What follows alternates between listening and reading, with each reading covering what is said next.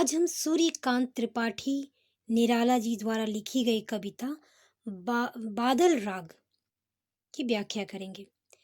बादल राग जो है महाकवि सूर्यकांत त्रिपाठी जी द्वारा रचित एक लंबी कविता है, ठीक है, जो कि 6 खंडों में विभाजित है और 6 खंडों में ये रची गई है।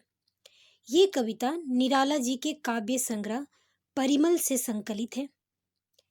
कविता के 6ठे खंड में कवि ने बादल की कल्पना जो है एक युद्ध नौका के रूप में की है, माने एक आक्रामक सैनिक के रूप में की है, जो कि विध्वंस करने वाला है, जो जो समाज में बुरी बुराइयों को और जो ऊंच नीच की ये सब जो है असामाजिकता को उसका व्यापक विरोध करने वाला और उसको नाश करने वाला बादल है।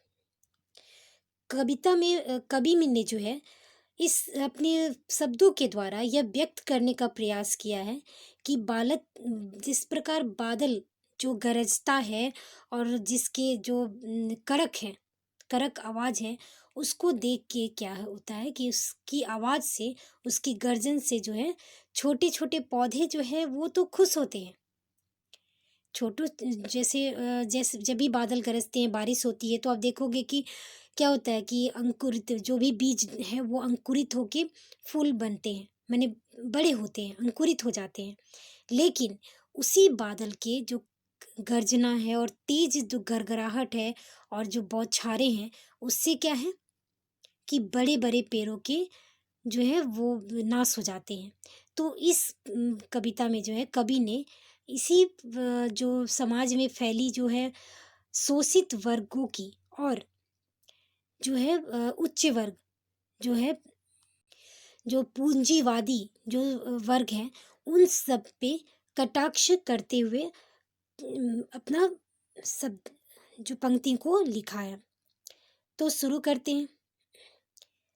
तिरती है समीर सागर पर, अस्थिर सुख पर दुख की छाया, जग के दग्ध हृदय पर, निर्दय विपल्लों की पल्लावित माया। अब इस पंक्ति में कवि का कहना है, बादल जो है वो आसमान में एक सागर की तरह तैरती हुई नजरें, जैसे बादल आप आसमान में जब आते हैं तो आप देखोगे कि इधर से उधर तेज हवाओं के साथ और आगे पीछे अपना इधर उधर घूम रही है, तो वो जो है उसे कवि ने जो है समुद्र की लहरों की तरह उसकी व्याख्या की है। क्योंकि ये जो कविता है वो छायावाद की कविता है।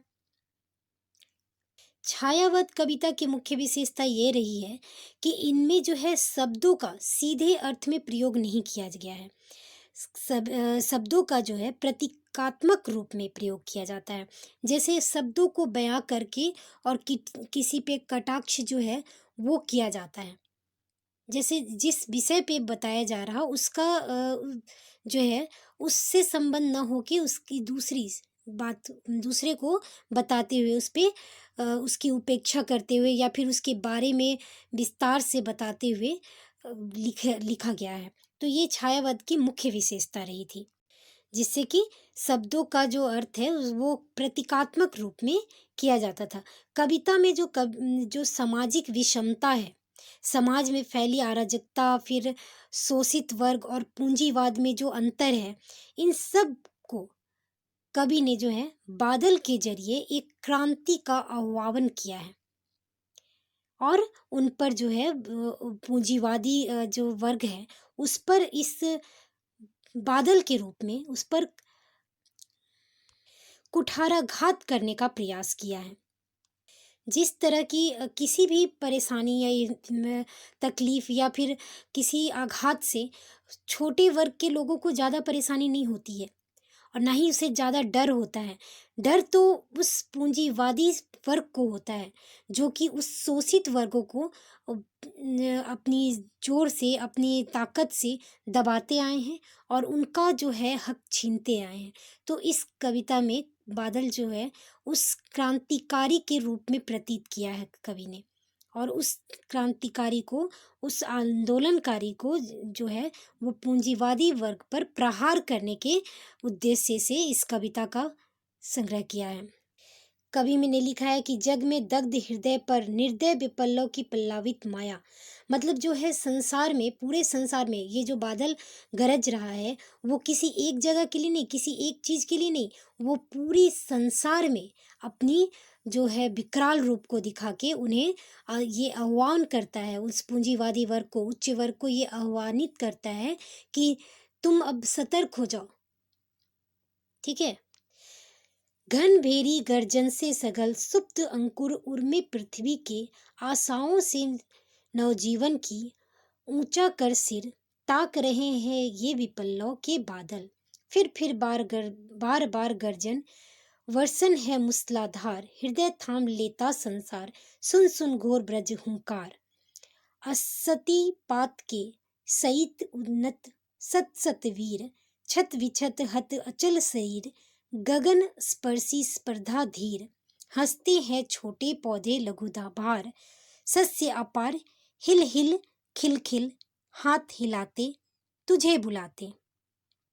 इन सारी पंक्तियों में जो है कवि ने जो कहा है, जैसे कि पहली ही लाइन में कहा है कि सुसुप्त अंकुर, जो बीज रहते हैं वो अंकुरित होते हैं। बारिश की पहली बूंद से जो बीज है वो अंकुरित होते हैं, यानी कि छोटे जो मध्यम शोषित वर्ग जो है वो तो खुश होते हैं कि उनकी जो है उनका वो सहारा है, पालनहार है। जैसे किसान हुए, ये सब क्या है, शोषित वर्ग के लोग हैं। तो ये सब के लिए उस बादल का तो शुभ संकेत है, खुशी का आधार है। लेकिन वही बादल जो है वो बड़े बड़े निजी जो है वर्ग के लोग हैं, पूंजी वर्ग के लोग हैं, उनके लिए एक आघातक है। तो इन सभी का जो है, जैसे मूसलाधार बारिश में जो है हृदय थाम लेता संसार, सुन सुन घोर ब्रज हुंकार, बादल की हुंकार को सुनकर, जो बिजली कड़कने की आवाज को सुनकर सारा संसार जो है हृदय थाम लेता है। सब में और जो उच्च वर्ग के लोग हैं वो कांप जाते हैं, उनमें अशांति हो जाती है कि ये हम पर प्रहार करेगा। लेकिन वही जो है शोषित वर्ग के लोग जो हैं उनके लिए वो वीर है, उनको सत सत नमन है। हंसते हैं छोटे लघु मार, मतलब लघु जो है छोटे जो है, मतलब शोषित वर्ग जो नीचे वर्ग के लोग हैं वो खुश हैं, वो हिल हिल कर सस्य अपार खिल खिल के हाथ हिलाते हैं, माने वो खुश हैं। जैसे हवाओं के झोंके से, बादल से देखे हुए कि छोटे पौधे जो है हिलते जुलते अपनी हवा में झूम रहे हैं, लेकिन बड़े जो पेड़ पौधे, बड़े जो पेड़ हैं उनको क्या है, धराशायी होकर गिर भी जाते हैं। तो यही सब व्याख्या करने की कवि ने कोशिश की है। आगे पंक्ति है, विपल्लो रव के छोटे ही हैं शोभा पाते, अट्टालिकाएं नहीं है रे, आतक भवन सदा पक पर ही होते, जल विपल्लो क्षुद्र आतरंक भवन सदा पक पर ही होता, जल विपल्ला पलावन, क्षुद्र प्रफुल्ल जलज से सदा छलकता नीर, शोक रोग शोक में भी हंसता है, सैसो का राजकुमार शरीर, रुद्ध कोश है क्षुब्ध दोष है, अंगना अंग पर लिपटे भी, आतंक अंकर पर कांप रहे हैं, धनी वज्र गर्जन से बादल, त्रस्त नयन मुख ढाप रहे हैं, जीर्ण बाहु है शीर्ण शरीर, तुझे बुलाता कृषक अधीर, हे विपल्लव के वीर, चूस लिया है उसका सार, हार मात्र ही है आधार, हे जीवन के पारा पावर। इन पंक्तियों में भी कवि ने जो है उसी बादल की जो आने की जो खुशी है, वो एक उच्च वर्ग के लोग जो है वो उनका, और छोटे जो शोषित वर्ग के लोग हैं उन पे कर किया है कि जल, जैसे कि जो विपल्लव रव से छोटे ही हैं शोभा पाते, छोटे जो हैं वही शोभा पाते हैं, जो अट्टालिका महल अटारी बना लिए हैं, शोषितों के खून को चूस चूस के उन पर प्रहार कर कर के जो अपना अट्टालिका यानी महल बना लिए हैं, वे नहीं खुश होते हैं और वे जो है वो शोभा नहीं पाते हैं। सदा पर ही होता है जल विपल्लव पलायन, मतलब कवि जो है वो उन पर कहते हैं कि सदा जो है वो वही आगे बढ़ता है, जो वही पलायन करता है, जो कि अपने सदा जो पग पे कवि ने जो है वो शोषित वर्ग को उसे सुकुमार शरीर कहा है, सैसों का सुकुमार शरीर, जो कि शोक में, दुख में, तकलीफ में, हर समय में हंसता हुआ अपने मार्ग पे आगे बढ़ता ही रहता है। और जो उच्च वर्ग के लोग हैं, जो पूंजीवादी लोग हैं, वो क्या है, छोटे से प्रहार से, एक बादल की जैसे गरज से वे कांप उठते हैं, सिहर उठते हैं। तो इस तरह से कवि ने इन दोनों की व्याख्या और जो बादल के रूप में उन शोषित वर्ग के लोगों पे का आधार बनकर और पूंजीवादी लोगों पर कटाक्ष प्रहार किया है।